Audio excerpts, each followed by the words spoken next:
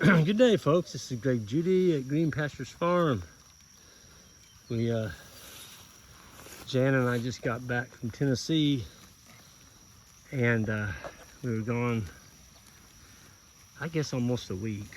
Doing conference and some ranch consulting out there, and anyway, we got 2 3/4 inches in one rain while we were gone. Then we got another 1/4 inch, and they're showing rain the next 6 to 7 days, or chances are, and today's 55%. We have not seen the sun all day today, so I don't know, we'll see. It may come, but look at the foliage. I mean, this is the new farm that we bought. Actually, the last new piece that we bought this winter, hooked onto the, basically made it about 175 acres. Anyway, we just put that brand new fence in along the highway up there this winter, and we brought the cows in here, or the bulls, and wintered them in here. Some winter stockpile. I think we fed, I don't know what it was. It was around 12 bales. This is when it was, minus 20, minus 30 below zero. We had this nice bluff all along here with trees on it. And it was like an outdoor barn. It really knocked the wind, because that's north that way. And so the cattle were able to get out of the wind. And they did quite well down in here. But I was gonna show you what they're eating. We bumped up the bulls, and these are bulls and steers. Most of them are bulls. And we bumped them up to twice a day moves. So we're moving them in the morning, we're moving them at night. And I'm here a little bit early this afternoon because we've got some things going on tonight. So I just moved them early. But look at this. I mean, my gosh, it's ridiculous. Reed's canary grass. Timothy. Beautiful Timothy coming on. I love Timothy. It is the last of the cool season grasses to come up. There's orchard grass. This would be an orchard grass seed head right here. Okay. Of course, our mainstay over here, the fescue. There's a little bit of fescue. Here's some right here.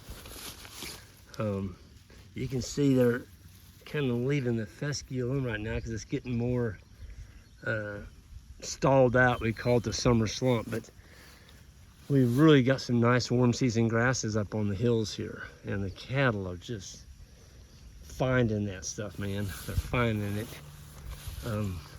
It's interesting, they're going after this Reed's canary right now. Reed's canary and Timothy. I mean, if I was a bull, or if I was a cow, I mean, look at this.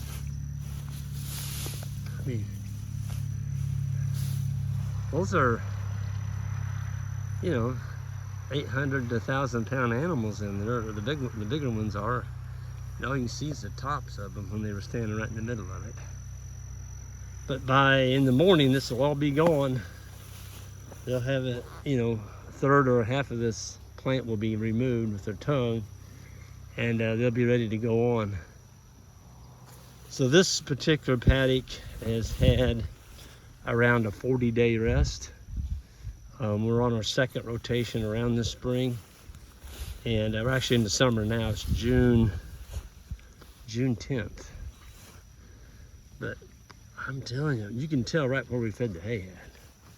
It's just got a darker color green. And I can remember right through here, I fed them down here quite a bit to keep them out of the wind. And so I actually unrolled hay.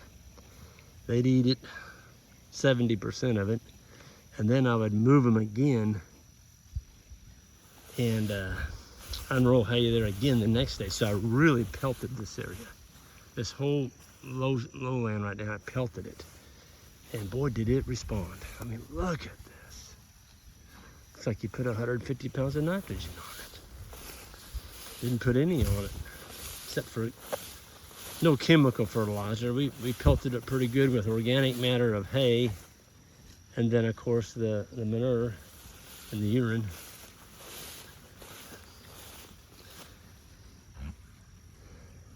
It's brome right here. They went after that. They're really looking good. Posted the macho bowls and just got it posted. Somebody bought both of them. So all three of them are sold now. 237, 192, and 126. So we're gonna be having some more 2-year-olds here within the next week or so. So be watching the website. There's a bunch of yearlings in here. Those are the ones that haven't lost their hair. They're always a little bit, or quite a bit later to shed off than your 2-year-olds are. We still got a few pretty nice 2-year-old bulls in here though. So this year we're gonna be using all 2-year-olds except for one, and there'll be one 3-year-old that we're breeding our own cow herd with. But we're gonna use, excuse me, we've got a bunch of really nice yearlings in here. And so we're gonna probably throw a couple of them into the breeding herd too. But we've kept more females, and so, and we, of course, that herd that we bought from the folks that, they had the health issues, and I wouldn't have bought them except for they were extremely docile. They were all South Pole. And I knew the people they got them from. And in the past, many years ago, we got some heifers from them as well. So they have really good breeding stock, and we're happy with them. They've blended in now. Isaac said, you know, they're not fighting anymore. Because we turned 17 males in here now. Out of the 17, 15 of them were bulls. And of course, we already had, I don't know, 40 in here. 35, 40 bulls, and then all the steers, and there never was a really drop down, just kill them kind of attitude, you know. They pushed around a little bit, but even when we put the machos in here, so we brought the big guys in here, our 3 and 4-year-olds, and there wasn't any fighting. I think all the bulls looked at those 3 and 4-year-olds like, you know what? I think I may go push on that steer, but I'm not gonna go push on that. I'm not gonna go push on that macho bull. Here's one of them. He's just a stud. They're going to Tennessee. Yep. So happy about that. Look at the darn clovers and stuff in here. That's alfalfa right there.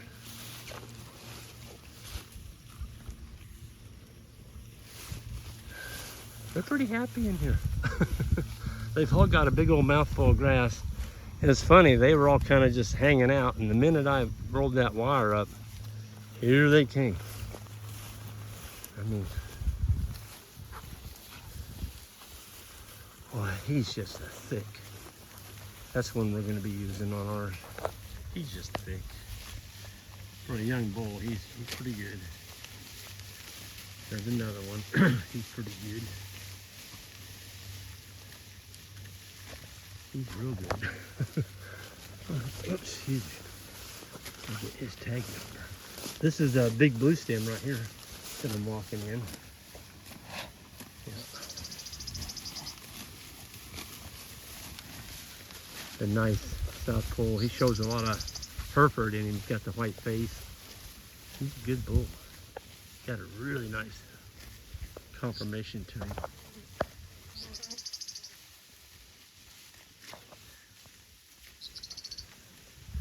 Got a lot of ash sprouts coming in here. The ash are all being killed. They all came from that big tree right there. But the ash borer is absolutely decimating the ash here in Missouri. We were told that, that it was coming, and they were right. It's killing every single ash tree we have. If you read the history of the ash borer, I think it came in on shipping crates. They don't know. Somebody said it came from China. I don't know. All I know it's just sad to see a beautiful shade tree like that. Wasn't anything wrong with it, except for the ash borer got into it. So before he died, he left some of his babies out here. And of all things, the ash sprouts, the cattle kind of pick on them pretty good. They'll eat some of the leaves off of them. Well, here's your mainstay right here, folks. At this time of year, let me back out. This is all big blue right here. There's some more. See, they've only been on here about 5 minutes. But by tonight, all this big blue will be grazed off at about the 8 or 9 inch level. And then we won't be back for a good while until it's recovered. Here's sweet clover. There's a yellow, this is a white one. That's white sweet clover. I saw some yellow a while ago. There's two different kinds. There's a yellow and a white.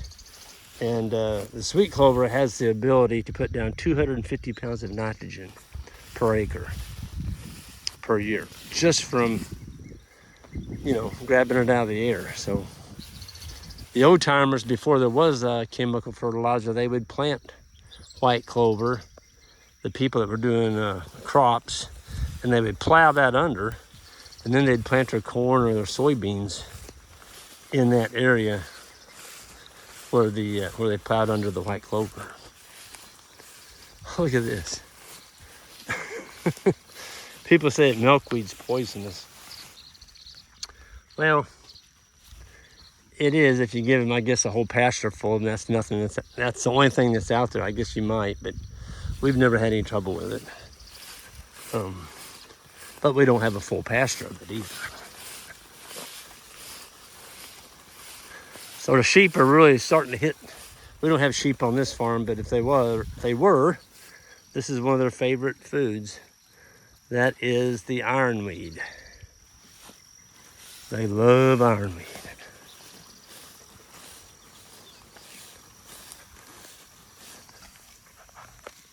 They sure are happy out there.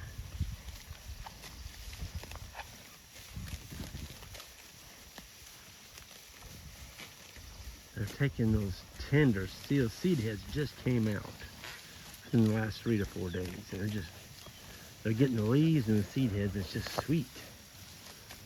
It's like giving them lollipops.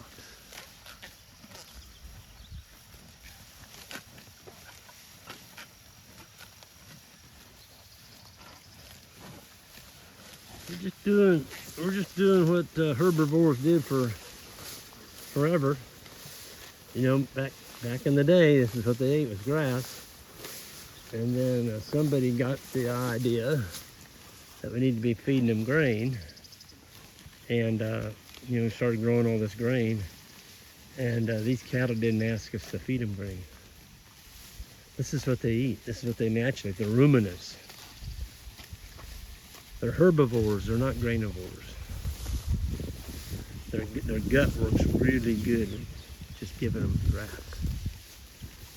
So that's what we're doing.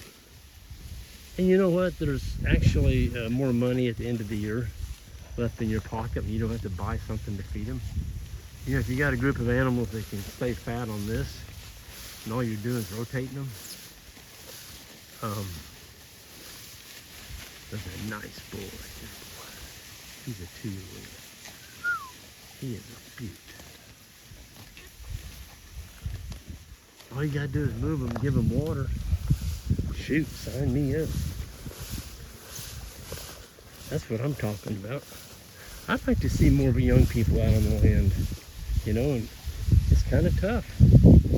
You gotta be buying stuff all the time to make any money at it.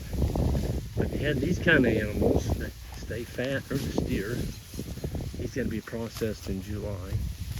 When you get these kind of animals that can stay fat on grass alone, you don't have to be buying stuff to feed them. All of a sudden, the guy that's out here on the land is making some money at it, and he has something to make his land payment, maybe,